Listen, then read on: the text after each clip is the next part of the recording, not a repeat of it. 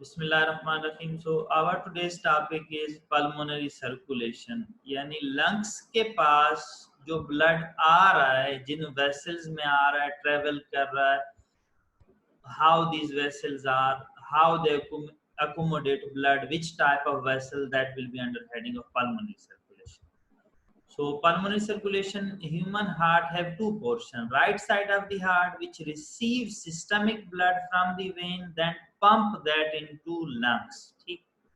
Left side the heart which received oxygenated blood from the lungs, then pump into whole body. The vessel in which supply blood to the whole body are known as systemic arteries, in which major is the aorta and its branches. Clear? The other circulation which is from the heart and supply the lungs is known as pulmonary circulation. Clear? That is our today's topic. Now as heart is near to the lungs, so pulmonary circulation have shorter branches with high compliance, because both side of the heart क्या है, supply same blood के right side also pump 70 ml in each beat, left side also pump 70 ml in each beat.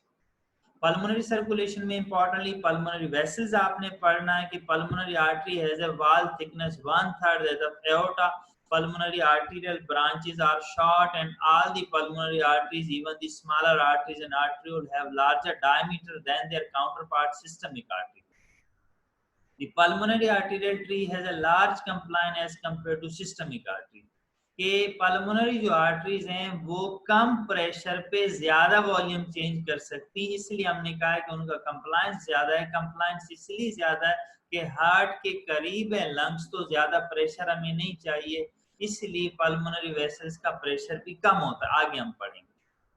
Now हमारे lungs को need है oxygenated blood की भी, क्योंकि lungs के कुछ पार्ट ऐसे हैं जो जिनके ऊपर, जैसे ट्रेकिया, ब्रोंकाई, ब्रोंक्यूल्स, उनके पास गैस एक्सचेंज स्ट्रक्चर नहीं है, डायरेक्टली दूसरा स्ट्रक्चर नहीं है, तो they need oxygen. That oxygen is provided by bronchial artery. Bronchial artery क्या है? These are branches of descending aorta. They supply the oxygenated arterial blood to bronchi, connective tissue, other structure of the lung, stroma, visceral pleura, pulmonary lymph node. Venous blood from these structure is drained by two bronchial veins from each side and ultimately drain into pulmonary vein. Clear? अब pressure in the pulmonary circulation में pressure कौन सा है? These important pressure, see that के pulmonary arterial pressure, these you have to remember. अब देखें, आपने पढ़ा है कि हमारी आर्टरीज के अंदर, क्योंकि इनको, इसका basically theme is to relate them in systemic artery. Systemic arteries के साथ इनको कंपेयर करना, रिलेट करना, वही इसका थीम है बेसिकली.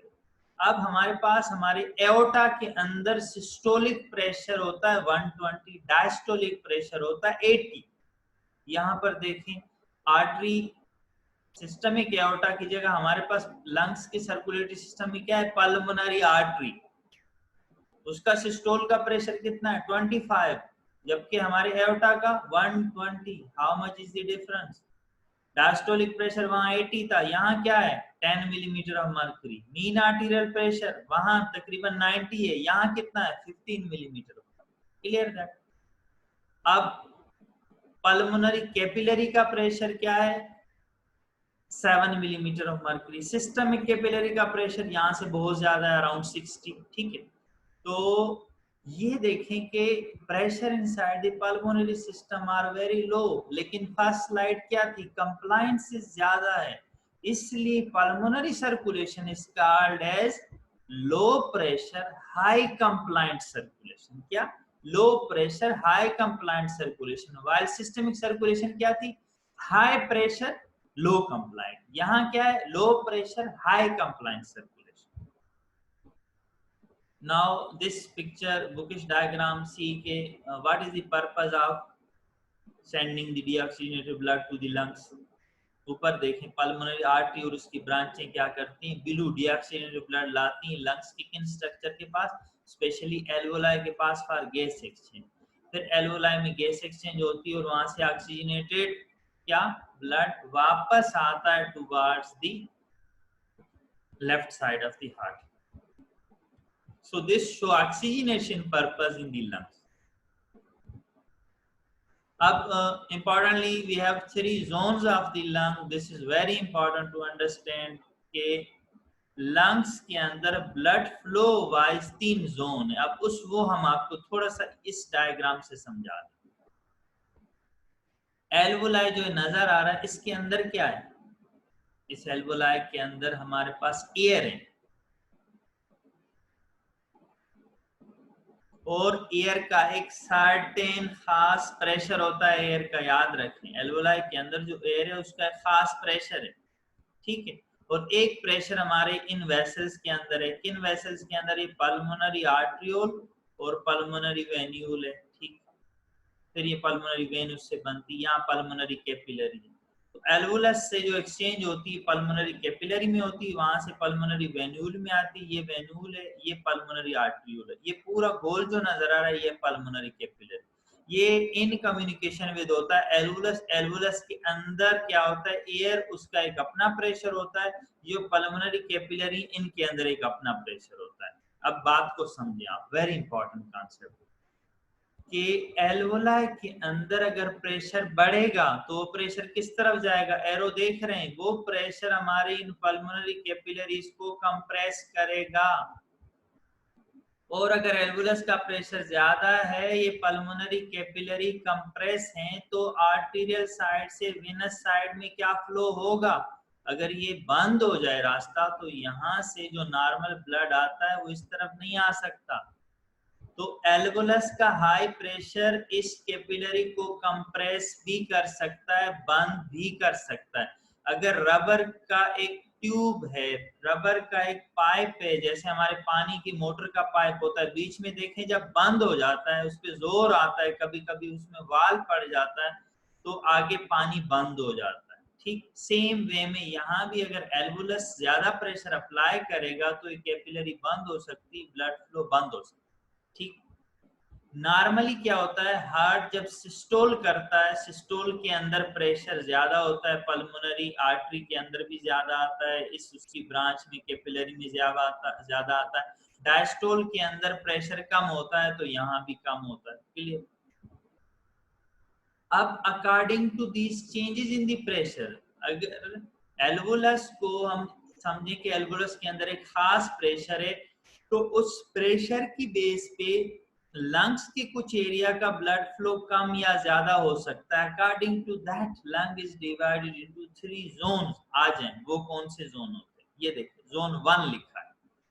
अब ये ऊपर क्या लिखा है? पल्मोनरी ALV यानी पल्मोनरी एल्वुलर प्रेशर. ये जो एरिया है एल्वुलाई दिखा है, वही एल्वुलाई. ये देखिए, ये यही एल्वुलाई है, लेकिन डायग्राम थोड़ी चेंज कर दी कि कैपिलरी उसके साथ दिखाई है, वहां अराउंड दिखाई गई. ये पल्मोनरी PC का मतलब पल्मोनरी कैपिलरी, उसका प्रेशर. अब जोन 1 की बात क्या है? देखें, इन जोन को अगर आप देखें, ये पल्मोनरी कैपिलरी बिल्कुल ओपन है, ये यहाँ भी ओपन है, यहाँ पे ये क्लोज है, इसमें से ब्लड फ्लो नहीं हो रहा. तो लंग्स का एक जोन होता है जोन 1, जिसमें आर्टरी में से वेन की तरफ ब्लड फ्लो नहीं करता. क्यों नहीं करता? बिकॉज इस पल्मोनरी कैपिलरी का प्रेशर कम होता है एल्वुलर प्रेशर से, यानी एल्वुलाई के प्रेशर से. एल्वुलाई अपने प्रेशर से इसको बंद कर देता है, तो ब्लड फ्लो नहीं होता. ये होता है जोन 1. ये कब होता है, क्यों होता है, आगे स्लाइड में आएगा. एक जोन होता है जोन 2 लंग्स का, जिसमें जब हार्ट सिस्टोल कर रहा होता है तो ये ब्लड इसमें से फ्लो हो जाता है इजीली वेनस साइड पे, लेकिन डायस्टोल में फ्लो नहीं होता. सिस्टोल में फ्लो इसलिए होता है कि आर्टरी का प्रेशर इस एल्वुलाई के प्रेशर से बढ़ जाता है, ब्लड आगे चला जाता है. डायस्टोल में ये एल्वुलाई का प्रेशर ज्यादा होता है, यहाँ कैपिलरी का कम होता है, तो ब्लड आगे फ्लो नहीं होता. क्लियर? जोन 2 है. जोन 3 के अंदर सिस्टोल डायस्टोल दोनों में इन वेसल्स का प्रेशर ज्यादा होता है, तो हमारे पास क्या है? ये एल्वुलाई इसको कंप्रेस नहीं कर पाती, कंटिन्यूसली फ्लो होता है. तो ये 3 जोन है लंग्स के. आगे आ जाए. जोन 1 क्या होता है? उसको कहते हैं no blood flow during all portion of cardiac cycle. ये देखिए, एल्वुला ये कैपिलरी कंप्रेस है तो फ्लो नहीं होता, इसलिए कहते हैं नो ब्लड फ्लो.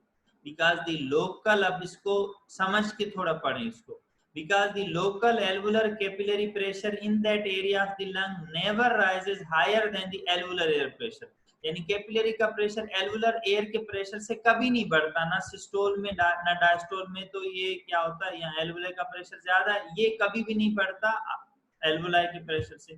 तो क्या होता है, no blood flow, which means no blood flow at each time during the cardiac cycle occur when the pulmonary systolic arterial pressure is too low or the alveolar pressure is too high to allow flow। इसकी examples क्या है, if an upright person is breathing against a positive air pressure so that the intraalveolar air pressure may increase after severe। अब इसको समझें थोड़ा सा, हम यहाँ बताते हैं। नॉर्मल देखिए, हमारे पास नॉर्मल लंग्स में जोन 1 नहीं होता, ठीक है। कब होगा कि अगर किसी वजह से देखें यहाँ एयर का प्रेशर इतना बढ़ जाए, एल्वुलाई का बढ़ जाए, वो कब होता है, उसके लिए कंडीशन लिखिए, पॉजिटिव एयर प्रेशर, ठीक। पॉजिटिव एयर प्रेशर के अंदर अगर बहुत ज्यादा प्रेशर आ जाए लंग्स की एल्वुलाई में, तो एल्वुलर प्रेशर इतना बढ़ जाता है कि अपने अराउंड कैपिलरीज को बंद कर देता है, तो नो ब्लड फ्लो होता है। या दूसरी कंडीशन ये है कि एल्वुलर प्रेशर तो इतना ज्यादा नहीं है, लेकिन ये जो कैपिलरी प्रेशर है बहुत कम हो गया, तब भी ये बंद हो जाएगी वेसल, इसमें से आगे कुछ चीज पास नहीं होगी। वो कब होगा, severe blood loss, when pulmonary arterial pressure is very low. तो ये एग्जांपल है जोन 1, याद रखें, रिमेंबर हमारी नॉर्मल लंग्स में नॉर्मली नहीं होता, क्लियर। जोन 2 क्या है, इंटरमीडिएट ब्लड फ्लो। इंटरमीडिएट लफ्ज होता है कभी हो कभी ना हो, उसके लिए जैसे फीवर, अगर कभी बाजों का फीवर आए बाजों का ना आए, उसको कहते हैं इंटरमीडिएट फीवर।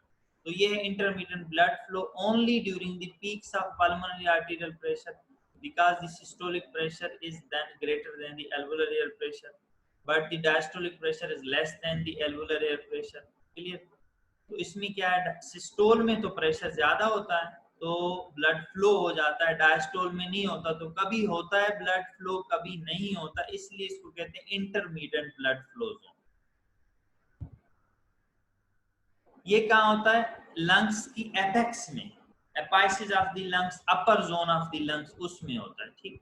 जोन 2, तो एग्जांपल उसकी क्या है, एपाइसिस, लंग्स का ऊपर का पोर्शन, जो मेजर पोर्शन जो हमारे लंग्स का है वो होता है जोन 3 का, वो कंटिन्यूअसली ब्लड फ्लो होता है, because the alveolar capillary pressure remains greater than the alveolar air pressure during the entire cardiac cycle. In normal lung, zone 3 is present in major parts of the lungs except apex, क्योंकि apex में zone 2 होता है और zone 1 तो normally होता ही नहीं। कब होता है, शॉक के अंदर या पॉजिटिव प्रेशर वेंटिलेशन, ठीक। Thank you so much. So that was our lecture related with the pulmonary circulation and zones of the lung. What we have discussed that lungs have low pressure, high compliant circulation. Major portion of the supply from the heart to the lungs is in the pulmonary vessels, especially pulmonary artery. Pulmonary artery is called as, this is counterpart of the systemic aorta. Its pressure is low as compared to systemic vessels. The pressure in the pulmonary artery during systole is 25, during diastole is 10, its mean pressure is 15, and pressure in the pulmonary capillary is 7 millimeter of mercury. These pressures are very less as compared to systemic pressures, so this is known as low pressure, high compliant circulation of the lungs in comparison with the systemic circulation. Important thing, then we have discussed zone. We have discussed zone 1, in which sometime occur in the lung, in which in area of the lung there is no blood flow, because alveoli around the pulmonary capillary continuously suppress them, because their pressure is more as compared to these vessels, so these capillary are compressed, so no blood flow from arterial towards venous side. This is present in positive pressure breathing, and when these capillary pressure is very less in shock. Zone 2 is the flow of intermittent blood flow, which occurs in apex of the lungs, in which in this systole when pressure is high, this overcome alveolar pressure and blood flows. but in diastole blood does not flow. So zone 2 is called zone of intermittent blood flow. We also have zone 3 in which is present in major portion of the lung, in which there is continuous flow of blood from arterial towards venous side. So this is called as zone of continuous blood flow. This is present in majority of our lung. Thank you.